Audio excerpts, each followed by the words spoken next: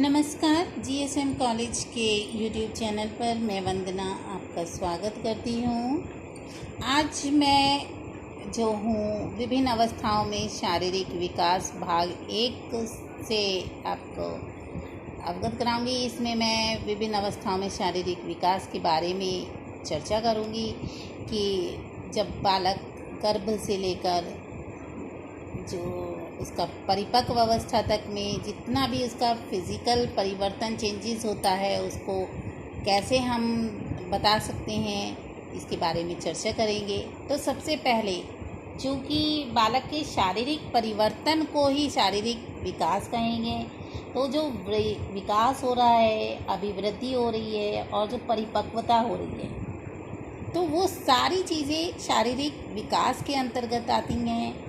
इसमें लिए हम यहाँ पर शारीरिक परिवर्तनों के लिए विकास शब्द का प्रयोग करेंगे कि शारीरिक परिवर्तन हो रहे हैं, अभिवृद्धि भी हो रही है, उसमें विकास भी हो रहा है और परिपक्वता भी आ रही है। इसलिए हम केवल कौन सा शब्द ले रहे हैं? विकास।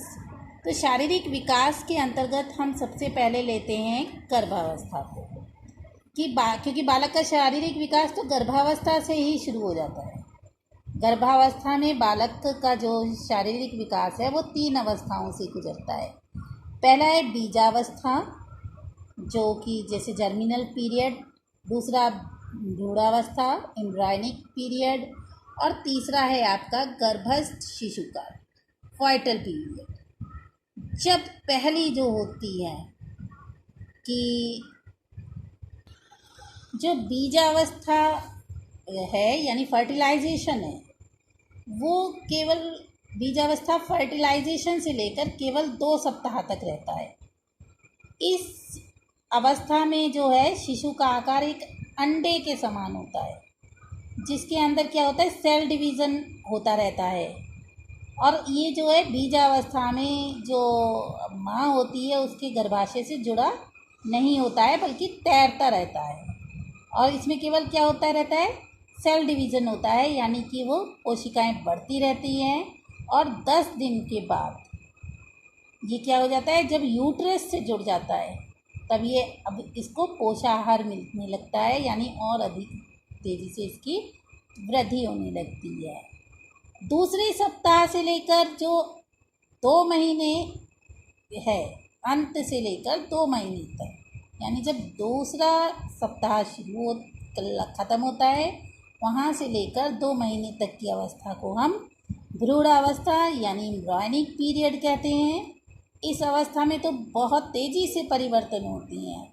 अब इसमें क्या होता है, उस बीजावस्था में अंडे की तरह था, लेकिन भ्रूणावस्था में जो बालक है वो एक छोटे व्यक्ति के रूप में आ जाता है।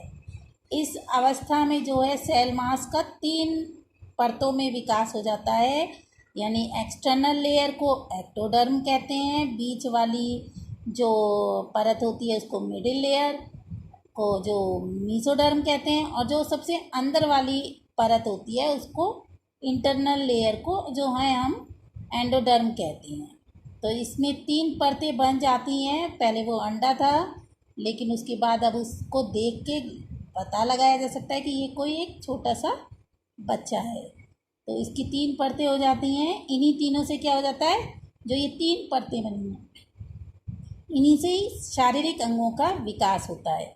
बाहरी जो परत थी जिसे हम लोग एक्टोडर्म कह रहे थे, उससे जो है त्वचा बन जाती है, बाल बन जाते हैं, नाखून बनते हैं और बहुत सारी चीज़ें जैसे ज्ञानात्मक सेंसरी सेल्स बनते हैं, और संपूर्ण स्नायु मंडल का भी विकास इसी जो लेयर से होता है।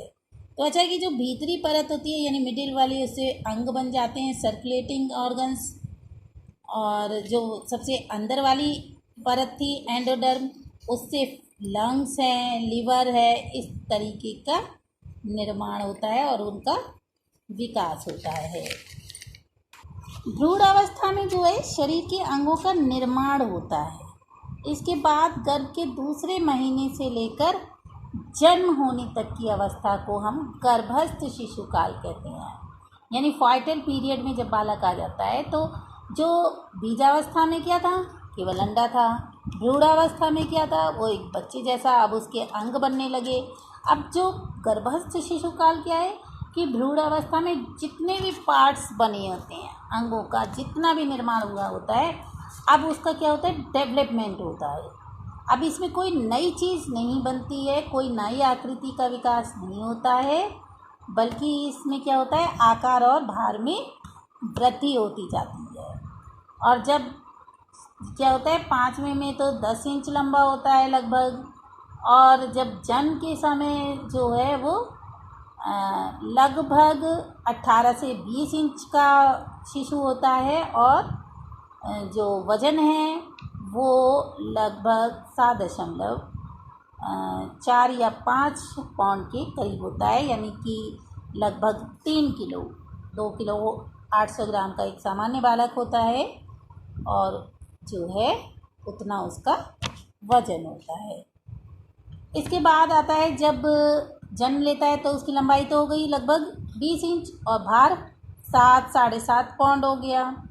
अब उसके सारे हृदय है, फेफड़े है, स्नायुमंडल है, और विभिन्न अंगों के आकार में परिवर्तन तो नहीं, लेकिन एक निश्चित अनुपात में आने लगते हैं, कि जो है एक अनुपात, पहले आंखें बहुत दूर दूर, अब उनमें एक अनुपात बन जाता है, जो जिससे वो एक सुंदर सा शिशु दिखने लगता है, और स्वाभाविक गति भी आ जाती है।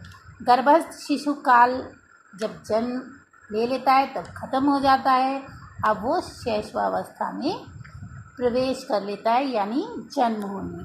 तो जन्म के बाद पहले 4 महीने में अब